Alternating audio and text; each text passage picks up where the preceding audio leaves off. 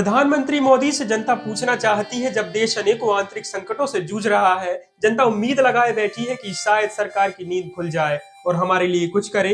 तभी आपको वंदे मातरम की याद क्यों आ रही है? क्या पहले कभी भी वंदे मातरम नहीं था?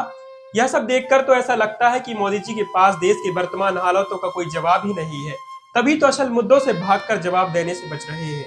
शीतकालीन सत्र शुरू होती ही संसद में 10-10 घंटे की चर्चा होती है, पर उस चर्चा में छूट जाती है वही जनता जिसने उन नमूनों को चुनकर उम्मीद से भेजा था कि हमारे लिए कुछ करेंगे।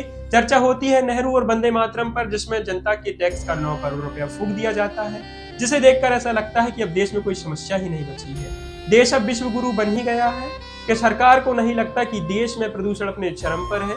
रुपया गिर रहा है, हजारों फ्लाइट एक साथ कैंसिल हो रही है, जंगल काटे जा रहे हैं, देश में आतंकवादी घटनाएं बढ़ रही है, बेरोजगारी से युवा पीड़ित है, महिला सुरक्षा की दुहाई मांग रही है, अन्नदाता खाद की समस्या से परेशान है, महंगाई से गरीब लड़ नहीं पा रहा है, अरावली पर्वत खतरे में है, मणिपुर जल रहा है, देश संकटों से घिरा हुआ है। क्या सरकार एक एक घंटे इन विषयों पर चर्चा नहीं कर सकती? क्या सरकार को लगता है कि इतिहास की बातें करने से ये सभी समस्याएं खत्म हो जाएंगी?